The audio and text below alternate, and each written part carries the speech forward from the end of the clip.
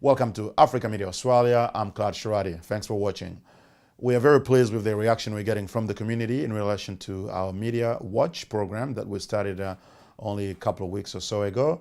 We've received very encouraging feedback, and the videos have been watched by thousands of people, and that's really something good. However, we feel that there are some things that needs to be clarified here. Number one is that we are not defending crime. It is not our intention to defend South Sudanese individuals or any African who may be involved in criminal activity.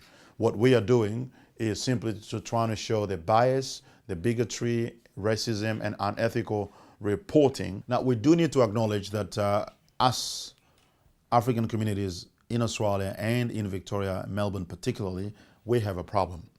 These young kids are a problem, and the problem needs to be resolved. We need to do more. And we believe that it is important for us as a media platform with a focus on Africans to try to shed some light into this whole thing. We've been doing it for a while, but we would like to be able to do it even more. And part of that is to actually try to first identify who is to blame. It is an important role of the media to show who is to blame when things go wrong.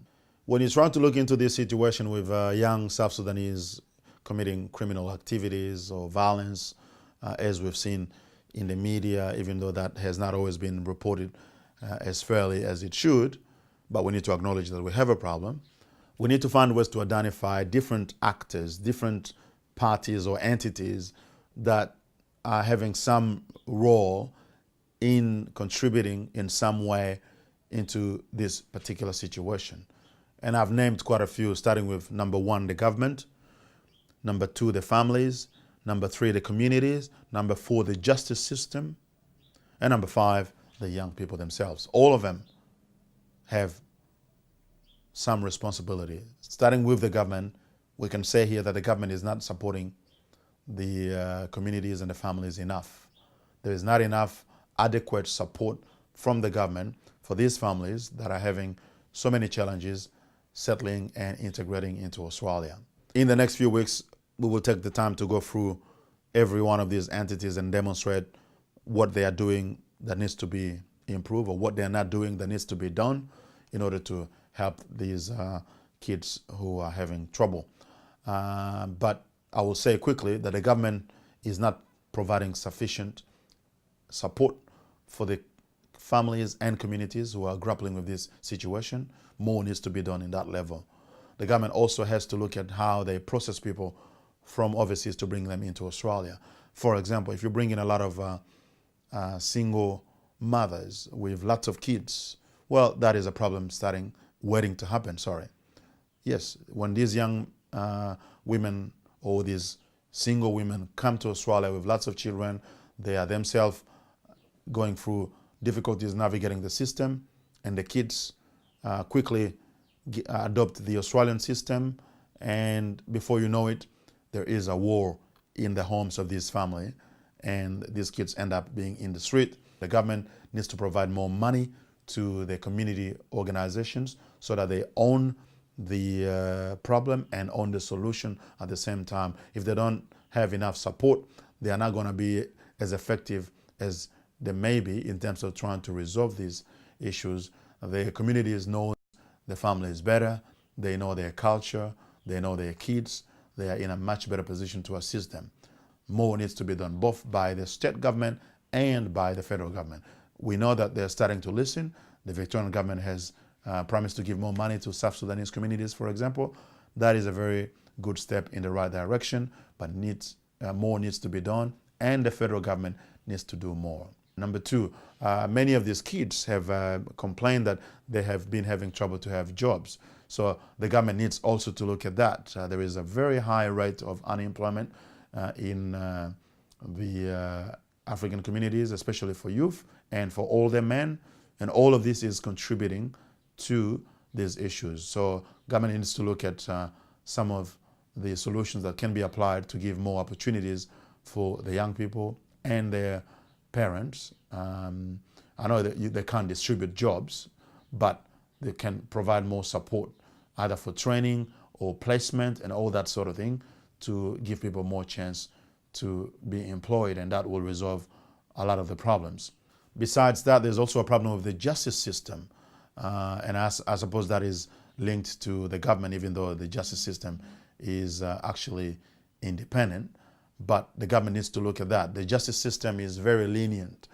To some extent, that is understandable because many of the kids there are very young, which is why the government needs to be blamed, because some of these kids are not yet mature. And when you have a problem with underage children, well, that's a structural problem.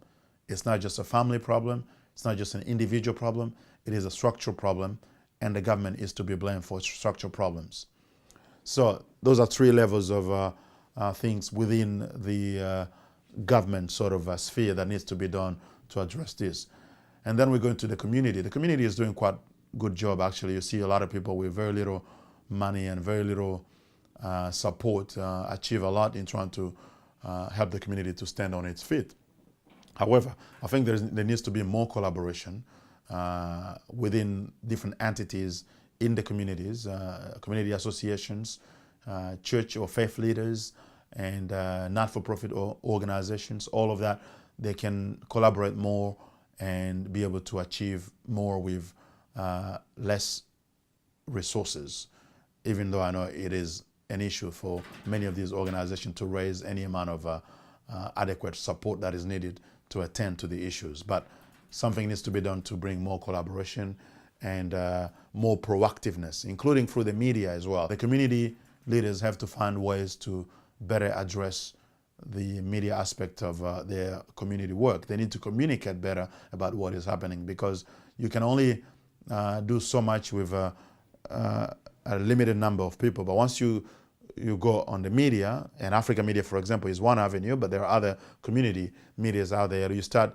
educating people about the need to, I suppose, do more. The needs to look at what is going wrong and how we can improve things. So take the community with you together into a journey of, a problem-solving journey, so to speak.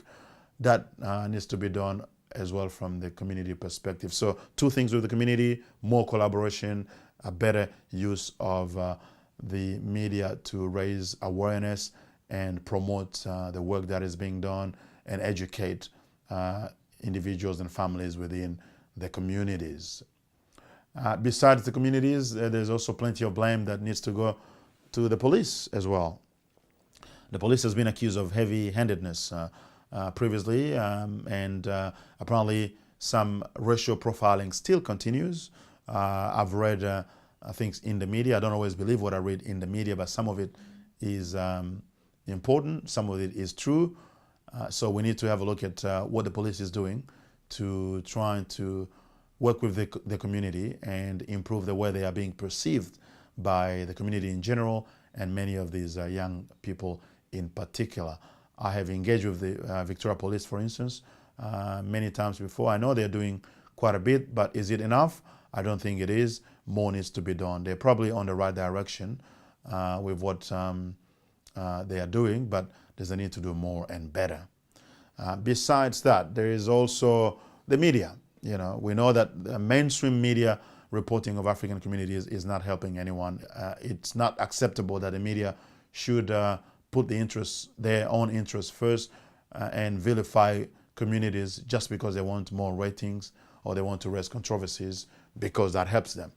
The reporting of these young people in the media has been a lot of times unfair, not always, but many times unfair, and that has contributed to more alienation, as many of these young people perceive themselves to be not belonging to the Australian society because of what they see in the media. So the government, for example, needs to do more, at least raise awareness with regards to the need for a better, a fairer, and more ethical representation of African community and young people in particular in mainstream media. And obviously, we also need to say that there is some blame that needs to go for the young people themselves. There is a need to educate these young people more, but they need to take responsibility. Just because you have a problem finding a job, or you have a problem with your family at home, or you are having issues at school or with the education system, it doesn't mean you need to go into criminal behaviors or antisocial behaviors. There are other ways to resolve that. And one way is, for example, to start talking about this and asking for help from the community organizations or any other service providers. You can also come to the media. We are always open to address issues within African communities. You can come and talk to us about your story. That may help enlighten the broader community, the government, about some of the plights of these young people, and that needs to be done. In any case, criminality will only end up hurting, first and foremost, the person themselves, the individual. These young people themselves were going to be locked up into the justice system for many years, wrecking their life in the process. So that's it for now. I've just tried to skim through it very quickly, and I'm sorry for that, but in the next few weeks, we will be taking time to go through these factors and entities that are involved in this whole situation more deeply, to try to shed light into what needs to be done to address the situation that is affecting not just these young people, not just the African community, but the overall Australian society, because the failure of these young people is a failure of the whole of the society. Until next time, stay blessed.